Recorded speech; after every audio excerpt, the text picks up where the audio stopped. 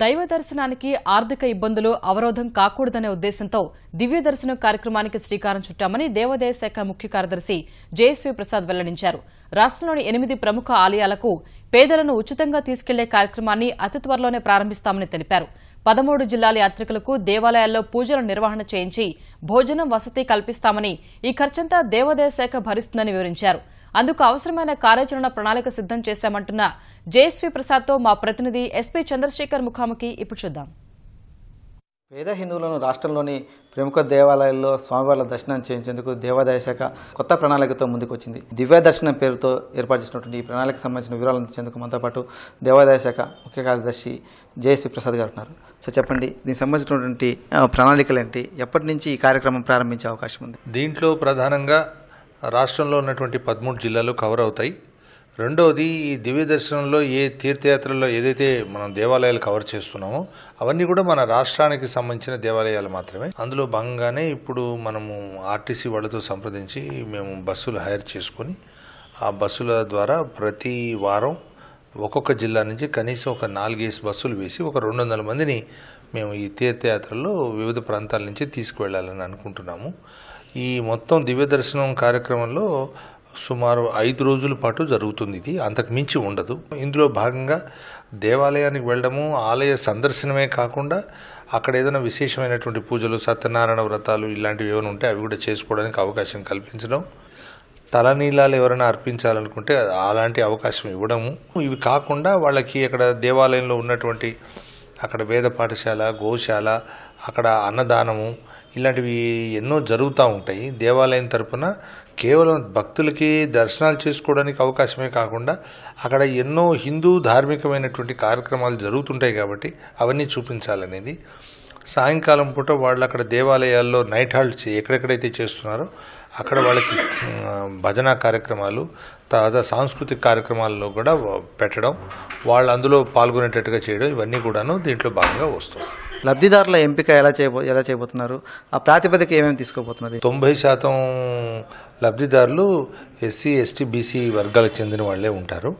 వీళ్లలో కూడా పేదరికంతో ఉన్నవాళ్ళు, వాళ్ళు పావర్టీ లైన్ కన్నా కింద ఉన్న వాళ్ళనే ఎంపిక చేయడం జరుగుతుంది. ఇది కాకుండా కుటుంబానికి 5 మంది అని ఒక పరిమితి పెట్టుకున్నాము. యువదర్శనం పథకంలో భాగంగా వెళ్ళేటువంటి యాత్రికులకు ఎలాంటి ప్రత్యేకత ఉంటుంది? వాళ్ళ జాగ్రత్త భద్రత సంబంధించి ఎలాంటి చర్యలు తీసుకోబోతున్నారు?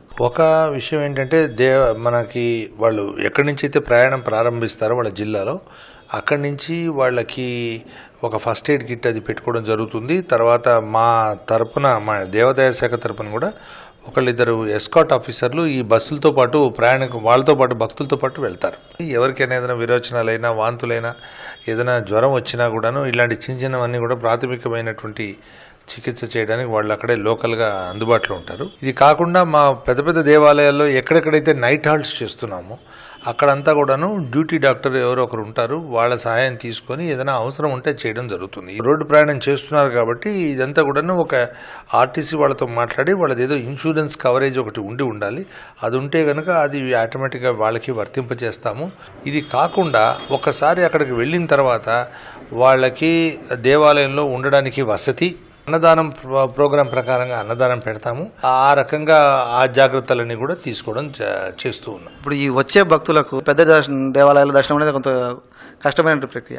మరి వీళ్ళకు ప్రత్యేకంగా సమయం కేటాయించడం చేస్తారా?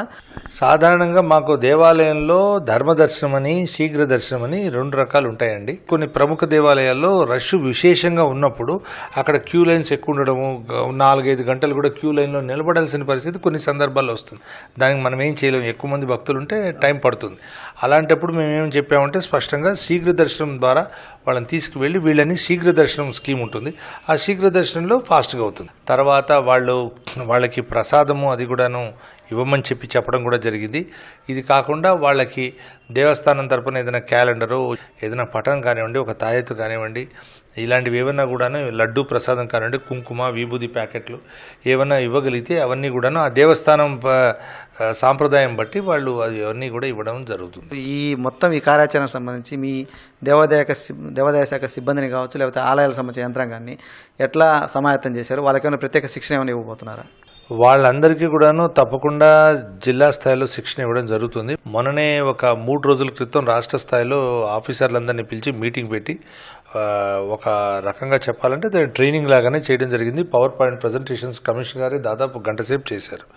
ఏ ఆలయాలని దీనికోసం ఎంపిక చేశారు, అలాగే దీనికి సంబంధించినటువంటి బడ్జెట్ కేటాయింపులు ఎంతవరకు ఖర్చు అయితే అంచనా ఉన్నాయి సార్? దీంట్లో ముఖ్యంగా మాకు 7 పెద్ద దేవాలయాలు ఉన్నాయి రాష్ట్రంలో. సింహాచలం, అన్నవరం, ద్వారకా, తిరుమల, కనకదుర్గ, శ్రీశైలం, కాణిపాకం, కాళహస్తి, తిరుమల. ఇవి కాకుండా కొన్ని ఇతర దేవాలయాలు కూడా కొన్ని అనుకున్నాము.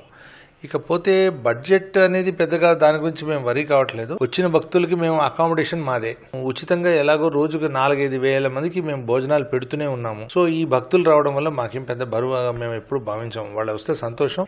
ఉన్న ఖర్చుల్లో ఏదైనా ఉంటే ప్రధానంగా అది ఆర్టీసీ బస్సులు రవాణా ఖర్చు మాత్రమే ఉంటుంది. 25 crores వరకు సంవత్సరానికి అవుతుందని మేము ఒక రఫ్ అంచనా వేసున్నాము. సో ఆ ఖర్చు ఏది ఉందో అది ఒక సంవత్సర కాలంలో ఒక రోజులో అయ్యే ఖర్చు కాదు అది. సో అది గ్రాడ్యువల్గా what ever is the cost will meet that should not be a problem. దేవుని దర్శనం పేద ధనికని తేడా లేకుండా అందరికీ కూడా స్వామి దర్శనం ఏ విధంగా దేవాదాయ శాఖ ఏర్పాటు చేసింది, అలాగే వాటికి సంబంధించిన ఎంపీ దగ్గర నుంచి అన్ని కూడా పకడ్బందీ ప్రణాళిక చేసి ఈ ఆలయాలన్నీ కూడా వాటి దర్శనం చేయించడం, వాళ్ళకి కావాల్సినటువంటి వసతి తీర్థప్రసాదాలన్నీ కూడా అందజేస్తామని చెప్పేసి జయశ్రీ ప్రసాద్ చెప్తున్నారు. కెమెరామెన్ శేష్తో పూర్ణచంద్రశేఖర్, ఈటీవీ న్యూస్, విజయవాడ.